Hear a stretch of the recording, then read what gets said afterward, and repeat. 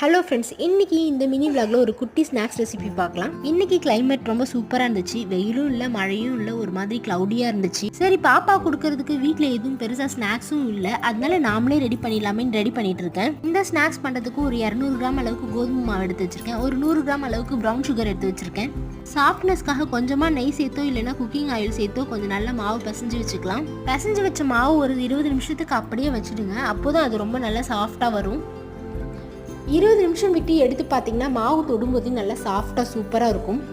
அந்த மாவை எடுத்து சப்பாத்திக்கு உருட்டுற மாதிரி உருட்டு சின்ன சின்ன பீசஸாக டைமண்ட் ஷேப்பில் கட் பண்ணி எடுத்துக்கலாம். கட் பண்ணி வச்சுருக்க பீசஸ் எடுத்து ஆயிலில் ஃப்ரை பண்ணிங்கன்னா சூப்பரான ஸ்நாக்ஸ் ரெடி. இந்த ஸ்நாக்ஸ் பண்ணுறதுக்கு நீங்கள் ஆயில் வந்துட்டு மீடியம் ஃப்ளேமில் வச்சு நல்லா டீப் ஃப்ரை பண்ணணும்.